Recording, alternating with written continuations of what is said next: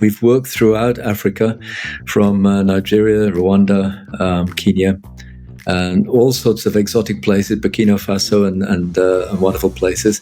So we've got a pretty good idea of cities' problems and their operational difficulties and quite how tricky it can be to manage and plan for mobility in African cities. We have developed what we call a digital twin, which is an exact replica of urban life and mobility, only built on the computer. We simulate day-to-day operational conditions. It could be buses and frequencies and service rates, together with people movement and their demands on the road network.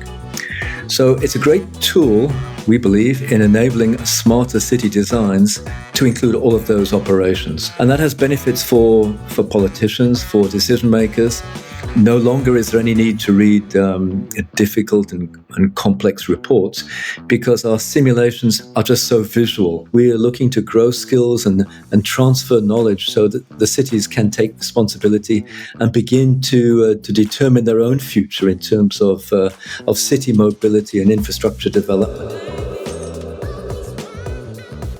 All right, Steve Sutcliffe from Trafficon, thanks so much for being with us today. We're looking forward to hearing about the role that you're playing in improving how we move people and goods in Africa.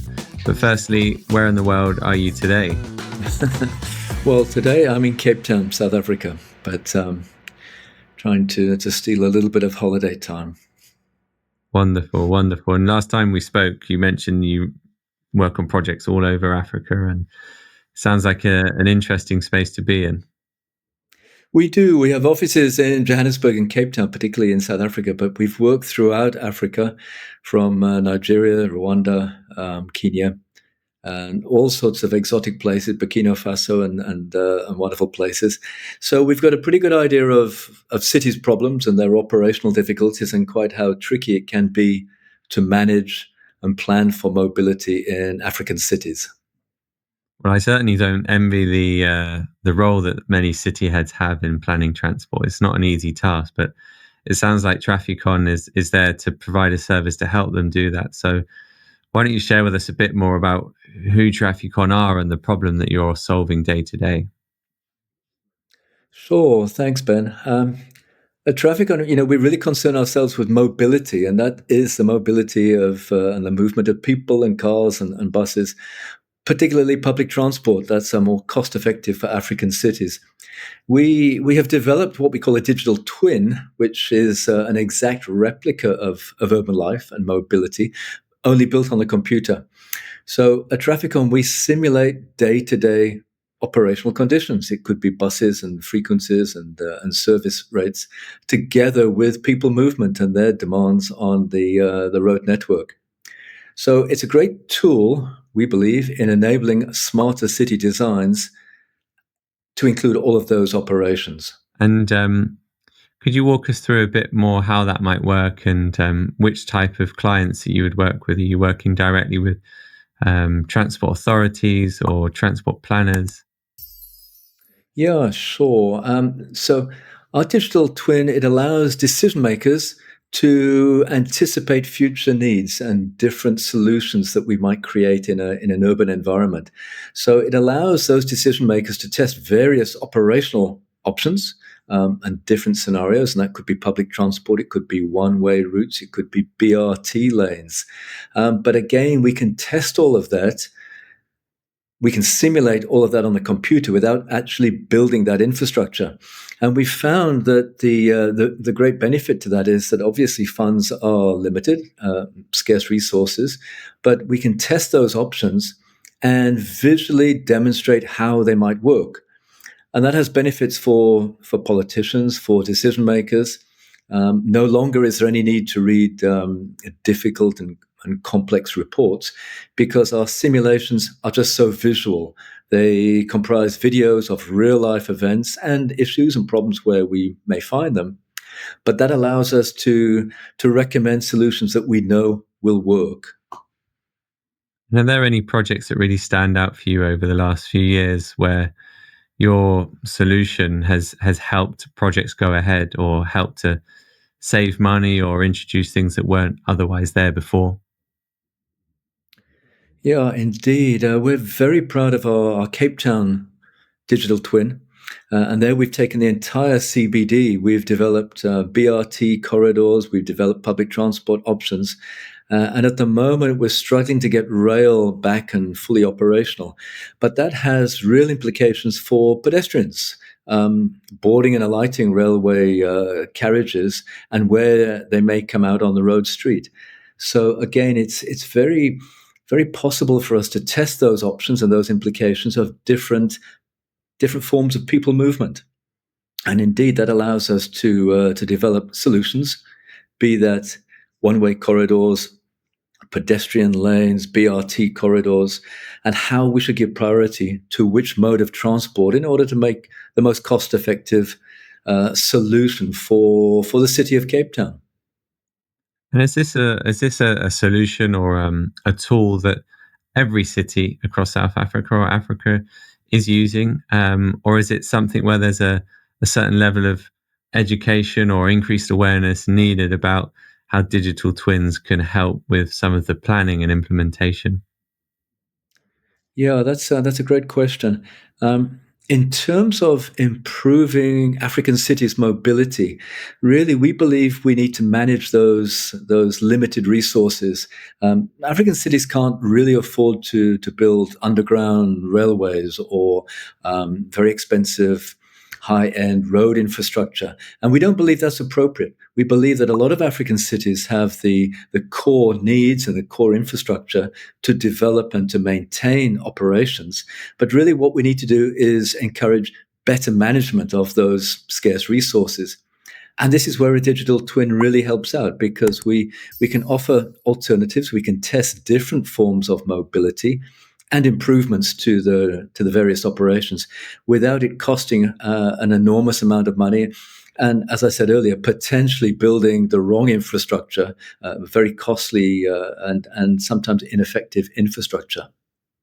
And for those cities or departments that maybe aren't using digital twins in this case at the moment, what advice might you provide them to take those next steps, or what might they need to be doing to start incorporating digital twins into their planning?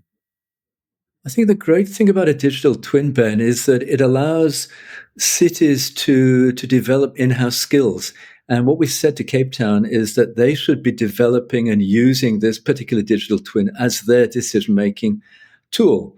And the great thing about it is that there are opportunities for young folk to come through, learn how the simulation works, and to incorporate that into the higher management levels of decision making.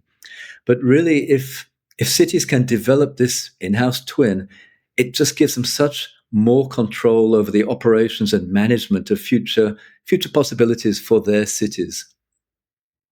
And we interviewed Javier, who's the chair of the working group for AI in public transport at UITP recently, and he was sharing how AI could increase the opportunities to train and develop talent, particularly at the entry level point. Do you see opportunities with AI in general, but more specifically perhaps around training and development to utilize tools like digital twins? Yeah, absolutely. We have really close ties with universities here in Cape Town, and a lot of the youngsters coming through are very excited to learn more about computer simulation. And obviously, the AI has become such a buzzword, but there are many benefits to it. And with the youngsters coming through, they have such skills and abilities with computers these days, and they pick up AI very, very quickly.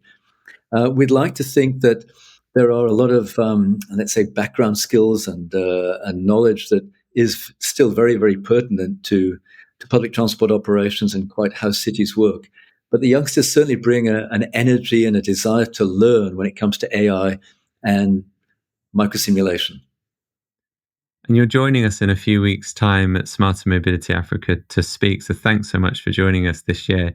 What are some of the key points you'd like to be communicating with the audience at Smarter Mobility Africa?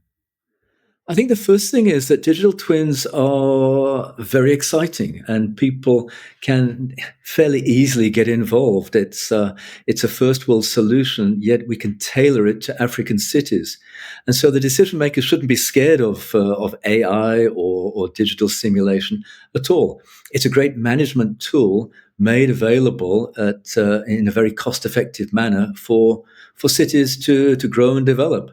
But as I said, it's a wonderful tool to demonstrate different growth scenarios and where should the development be taking place? Where should those public transport corridors offer the most benefit in terms of people and vehicle movement? And how can we manage that growth within a city to avoid congestion and the difficult issues that many African cities do face? So I think at the end of the day, a digital twin micro simulation modeling really does offer a very technologically advanced solution, and yet at a great cost affordability option for some of the African cities choosing to manage their future development. And at the summit, there'll be lots of different solution providers there, potential partners or suppliers for Trafficon. I just wondered if there are any particular products or services or partners that you were looking for over the next 6 to 12 months. Yeah, very much so. And again, at Trafficon, we see our efforts very much as a collaboration of skills and knowledge. We certainly can't do everything together alone, and we wouldn't pretend that. But our potential partners would be transport authorities. They would be city officials. We are looking to grow skills and transfer knowledge so that the cities can take responsibility and begin to determine their own future in terms of city mobility and infrastructure development. Wonderful. Steve, I've really enjoyed today's conversation. I've learned a huge amount, and I'm looking forward to attending your session at Smarter Mobility Africa in just a few weeks' time. Thanks so much, and we'll see you soon. Super. Thanks, Ben.